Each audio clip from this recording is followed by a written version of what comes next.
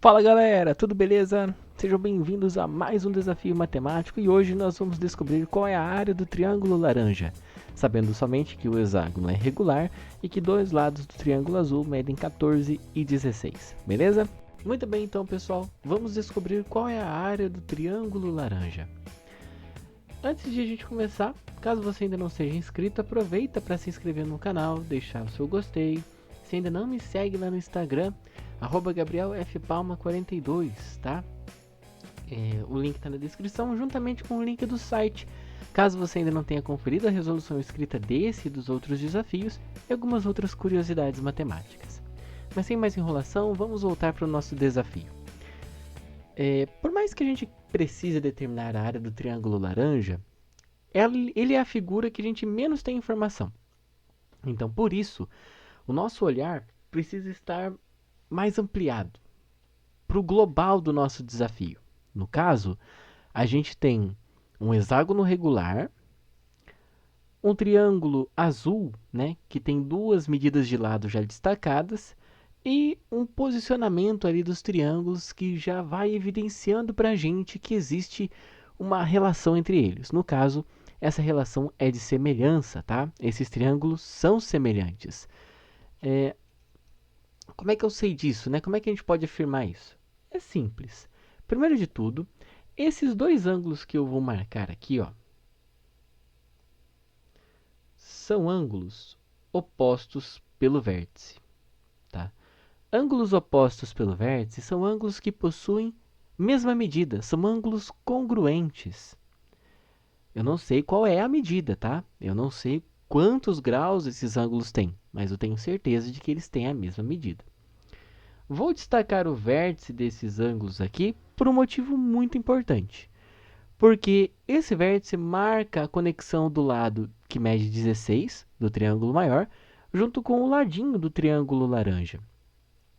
Essa conexão dos dois lados forma, com relação ao hexágono regular, uma diagonal maior, tá? Existem, vamos pensar assim, né, dois tipos de diagonais para o hexágono regular. Nós temos a diagonal menor, que seria um exemplo, né, essa diagonal que eu desenhei ali, ou essa que teria o mesmo tamanho da anterior, ou a diagonal de fato maior, que seria essa daqui, tá bom? A gente pode imaginar a diagonal maior como se fosse um eixo de simetria para o hexágono regular. Tá? Se a gente dobrasse a parte de baixo sobre a parte de cima, nós teríamos perfeitamente um trapézio, tá certo? A gente pode pensar que a diagonal maior vai bissectar, né, o ângulo interno do hexágono regular, ou a gente pode, né, já que vai formar um trapézio, a gente pode pensar, né, puxa vida, trapézio é um quadrilátero, né? A gente sabe que os quadriláteros, a soma dos ângulos internos precisa dar 360. Por esse motivo, quanto será que deve medir, né, esse ângulo aqui de baixo? Então, são inúmeras as formas que nós poderíamos imaginar em como justificar a medida de mais um ângulo desses triângulos. Eu vou optar, né, mostrei ali uma opção, mas eu vou pensar na bissecção do ângulo interno do hexágono regular, tá? Para quem não se lembra, o ângulo interno de um hexágono regular mede 120 graus, tá bom? Todos eles medem 120 graus. Como o ângulo foi cortado pela metade, então significa que o ângulo aqui em questão mede 60 graus. Da mesma maneira que esse ângulo aqui mede 60 graus. Pronto. Isso já é o suficiente para afirmarmos que esses dois triângulos são semelhantes. Isso vai ser importante para a gente porque figuras semelhantes estabelecem entre si uma relação muito bacana com relação às suas áreas. Tá? Só que para isso acontecer, pensando que nós não temos muitas informações sobre o triângulo laranja, vamos tentar encontrar a área do triângulo azul. Só que existem muitas formas da gente determinar a área do triângulo azul. Eu poderia optar pela forma clássica, né? Traçar a altura e calcular base vezes altura dividido por 2. O problema é que eu não conheço essa altura, tá? Lembrando que a altura tem que ser perpendicular à base, né? Mas independente disso, eu não conheço a medida dessa altura. No entanto, se a gente for bem observador, a gente vai ter que essa altura tem a mesma medida do apótema desse hexágono regular. No entanto, para calcular a medida do apótema do hexágono regular, eu precisaria da medida do seu lado. E isso é uma informação que o desafio não nos apresenta de imediato. Bom, então nós poderíamos pensar em uma outra maneira de calcular a área do triângulo azul? Poderíamos. Poderíamos optar pela fórmula de Heron? Sim, mas para isso a gente precisaria do semiperímetro do triângulo azul. E o semiperímetro envolve todos os lados e nós não temos a medida de todos os lados. Mas percebe o seguinte, que esse lado que falta para o triângulo azul coincide com o lado do hexágono regular. Então quer dizer que se a gente encontrar a medida desse lado, nós conseguiremos calcular a área do triângulo azul da forma que a gente achar melhor. Tá certo? Eu vou representar o lado faltante pela letra L, e aí nós faremos o seguinte. Não existe nenhuma evidência de que o triângulo azul seja um triângulo retângulo. É por essa razão que a gente vai tentar calcular o lado faltante de uma forma um pouquinho mais geral, né? A generalização do teorema de Pitágoras, ou então a fórmula universal do teorema de Pitágoras que serve para qualquer triângulo, que é a famosa lei dos cossenos, tá? Um detalhe muito importante é de que essa generalização, a lei dos cossenos, ela tem uma leve diferença comparada ao teorema de Pitágoras. E eu já vou avisar vocês de que esse lado aqui, ó, c ao quadrado, ele não representa o maior lado do triângulo, tá bom?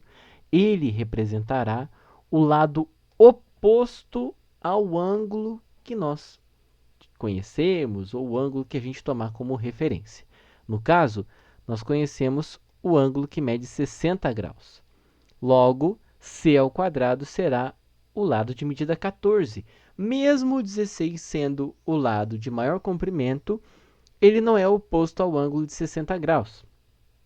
Por que nós não utilizamos outro ângulo, então?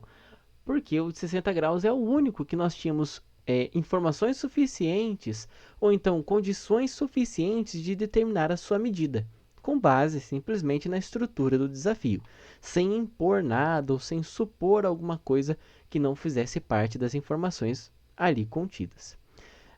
Então, beleza, né? Tá aqui o recorte do triângulo azul, essencial para a gente poder visualizar uma questão de triângulos, né?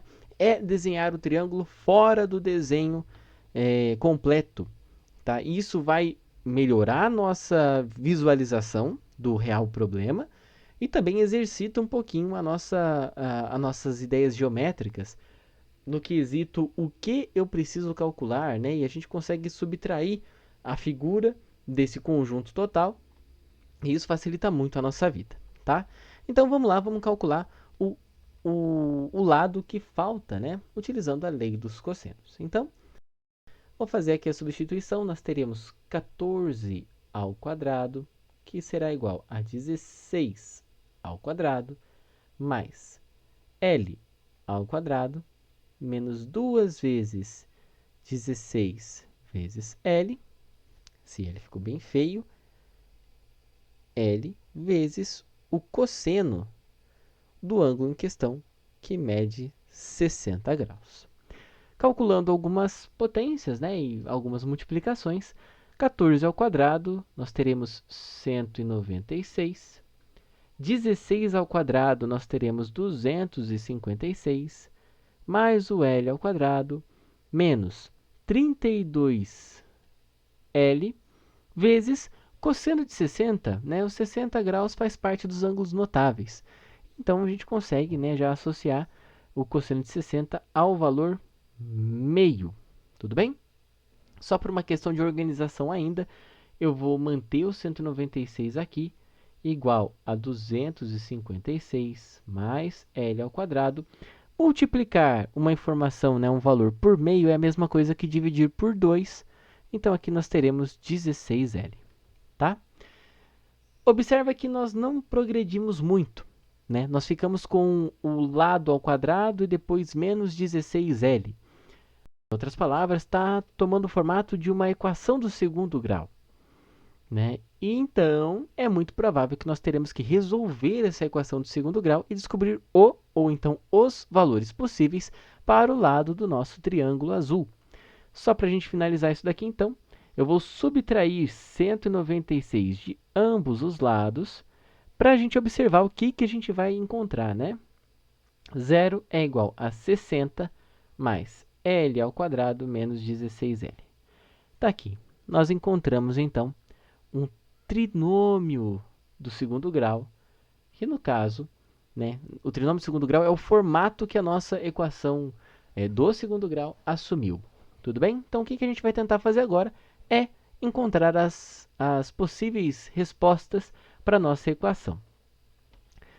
Só que para fazer isso, a gente poderia utilizar a famosa fórmula de Bhaskara, só que eu vou optar por fatorar o trinômio. Eu acho muito mais legal, economiza tempo e faz a gente pensar um pouquinho diferente, tá certo? Então, como a gente tem ali um trinômio, a gente pode tentar a fatoração através do método soma e produto, tudo bem? Dizendo então que a soma precisa ser dois valores que resultem em menos 16 e o seu produto são esses mesmos dois valores que resultam em 60. A multiplicação mais simples que vem à minha mente agora é o 6 e 10. Né? 6 vezes 10 dá 60. E 6 mais 10 dá 16, não menos 16. Então, para contornar essa condição, a gente vai acrescentar um sinal de menos nos nossos valores, né? E percebe que isso mantém o produto e adequa ao resultado da soma, porque menos 6 vezes menos 10 vai dar 60 positivo, né? A regra de sinal, e menos 6 com menos 10 fica menos 16. Então, aqui a gente já pode escrever, né? O nosso trinômio ele foi organizado comparado ao que a gente resolveu lá em cima, né? Ali atrás. Agora, a gente vai escrever ele na forma fatorada, que seria, então, L menos 6 vezes L menos 10 é igual a zero. Detalhe importantíssimo aqui. Para que uma multiplicação resulte em zero, é necessário que um de seus termos, né, um de seus fatores, seja igual a zero. Então, nós primeiro faremos com que esse carinha seja igual a zero, observamos o valor de L, e depois a gente vai testar para que esse fator também seja igual a zero. Beleza? Então, vamos lá. Se L menos 6 é igual a zero, então, isso daqui já vai contar para a gente que L é igual a 6. Eis um possível valor.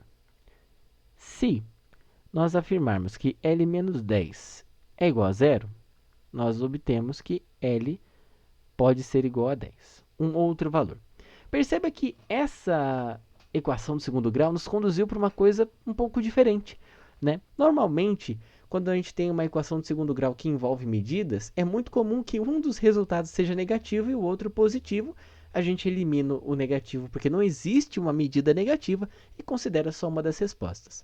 E isso daqui já pode ser o suficiente para a gente se confundir e falar, mas pera lá, então vou ter que fazer duas vezes as contas, uma considerando como 6 e a outra como 10?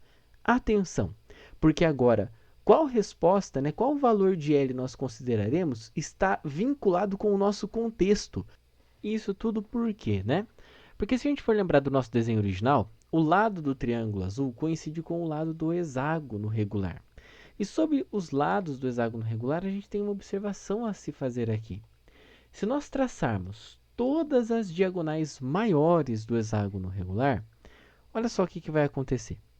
A gente vai acabar dividindo a figura em 6 peças congruentes. Essas 6 peças congruentes são triângulos equiláteros. Ou seja, todos esses triângulos terão a mesma medida que o lado do hexágono regular. Então, se esse hexágono possuir lado de medida L, cada triângulo terá seus lados também, né, de medida L. Ou seja, as diagonais maiores terão medida de 2L, o dobro do lado do hexágono. Observe o seguinte, se por um acaso o nosso lado do triângulo azul, que também é lado do hexágono, tiver medida 6, o que acontece com a diagonal maior, que é formada pela união dos lados, né? União dos lados não, mas a conexão dos dois lados dos triângulos, né? Que descansam sobre o mesmo segmento de reta. Não faz sentido. Porque se o lado fosse 6, quer dizer que a diagonal maior deveria medir 12.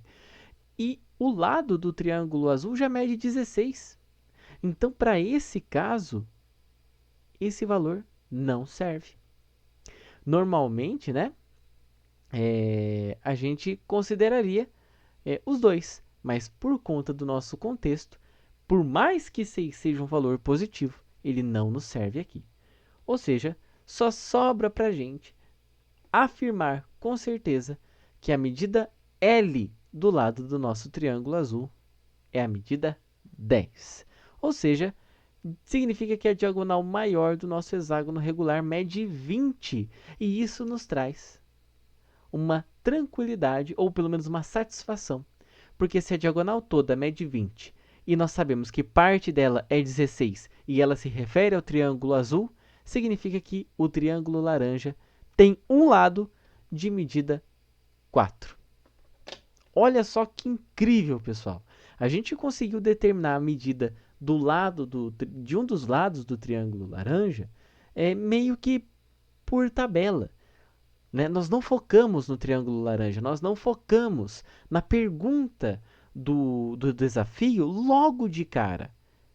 A gente primeiro tentou resolver, tentou achar alguma coisa possível pensando no triângulo azul, que era a única figura com reais informações, né, informações práticas, e ao encontrar uma informação do triângulo azul, nós caímos numa informação do triângulo laranja. Isso é fantástico. E agora que nós temos os 3 lados, né, as 3 medidas de lado do triângulo azul, nós podemos calcular a sua área, tá certo?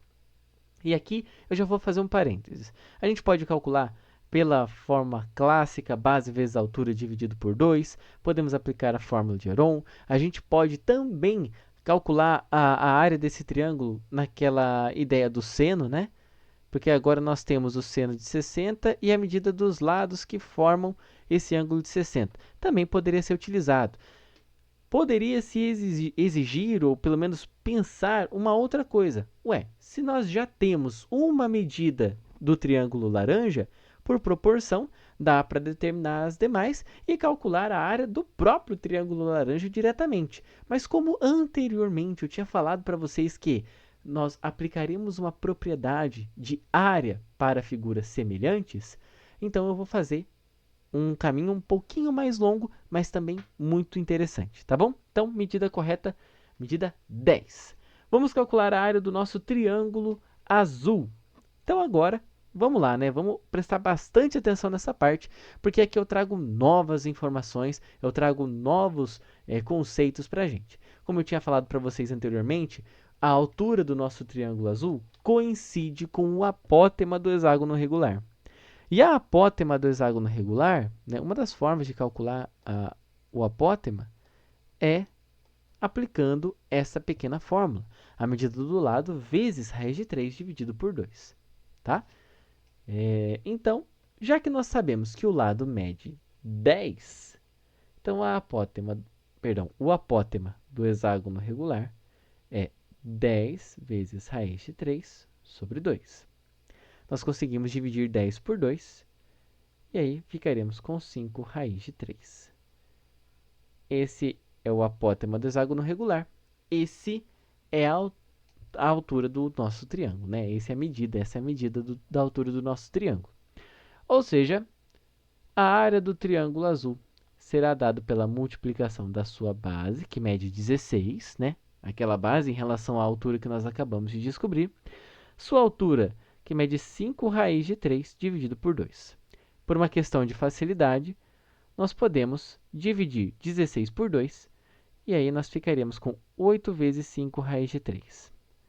Logo, a área do triângulo azul é 40 raiz de 3. Maravilha? Estamos na reta final, pessoal, porque agora, conhecido a área do triângulo azul e sabendo que ele e o laranja são semelhantes, nós chegaremos na seguinte ideia. Áreas de figuras semelhantes. Diz o seguinte, a nossa ideia principal a ser trabalhada aqui. A razão entre as áreas de figuras semelhantes é igual ao quadrado da razão de semelhança. Então, primeiro de tudo, vamos montar essa razão de semelhança. Tudo bem? Vou montar a razão de semelhança pensando em organizar dessa maneira. Primeiramente, o triângulo laranja sob o triângulo azul. Mas eu poderia ter feito isso ao contrário sem o menor problema, tá? Então, aqui nós teremos medida 4 por 16. Vale lembrar que a razão de semelhança ela deve ser construída tomando por base os lados correspondentes dos nossos triângulos. Vocês podem observar até que o triângulo laranja nem está mais na posição do nosso desafio, nem está mais na posição original. Isso por quê? Porque quando nós temos uma questão de triângulos, né, fica muito melhor você tentar posicionar os seus triângulos na mesma posição relativa um ao outro. Como é que eu sabia disso? Bom, eu sei para onde ficava o ângulo de 60, que nós determinamos lá no início, e eu sei também que esse ângulo com esse eram os opostos pelo vértice. Então, eles estão na mesma posição relativa um ao outro. Beleza? Continuando a nossa razão de semelhança, nós podemos simplificar ela por 4. E aí, nossa razão de semelhança será 1/4. Isso nos diz que os lados do triângulo laranja têm 1/4 da medida dos lados do triângulo azul. Beleza? Agora, vamos montar a razão entre as áreas. A área do triângulo laranja, não conheço. Vou representar por esse triângulo e o T ali ao lado, tá? Na cor laranja. Sob a área do triângulo azul que eu conheço, que é 40 raiz de 3, é igual ao quadrado da razão de semelhança. Razão de semelhança nós encontramos que era 1/4. Então, eu vou escrever 1/4 ao quadrado. Resolvendo isso, nós teremos que a área do triângulo laranja sobre 40 raiz de 3 é igual a 1 sobre 16. Como, neste caso, nós temos informações, grandezas diretamente proporcionais, nós podemos aplicar a regrinha de proporção simples.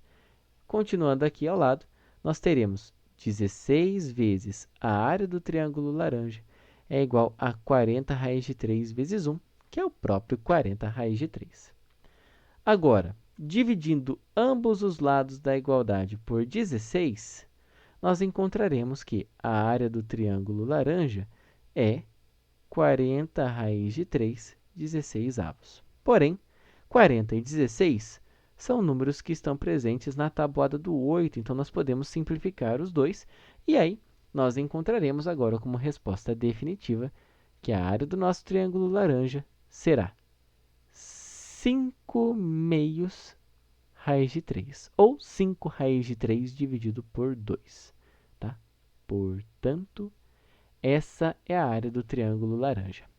Eu incentivo vocês a seguirem qualquer um dos outros caminhos que eu cheguei a comentar no vídeo, ou qualquer outro caminho que você queira, e chegar no mesmo resultado que nós encontramos aqui. Ah, mas Gabriel, você fez um caminho mais longo, não precisava. Bom, essa foi a minha solução, o caminho que eu achei mais interessante trilhar. É claro que existiam outros. Tudo bem? Galera, muito obrigado a todos vocês que assistiram o desafio até o final. Eu sei que ele ficou bem extenso, porém eu resolvi fazer ele dessa forma, quebrando cada parte que eu segui na minha solução, destacando bem os pontos, retomando conceitos, apresentando conceitos novos, caso você ainda não os tenha visto, e detalhando cada parte que eu segui. Fica a dica então, se você ainda não me segue lá no Instagram, o link está na descrição, juntamente com o link do site. E se ainda não se inscreveu, se inscreva, deixa o seu like, que isso ajuda bastante o meu trabalho, beleza? Pessoal, era isso que eu queria dizer para vocês em mais esse desafio resolvido, e até o nosso próximo desafio.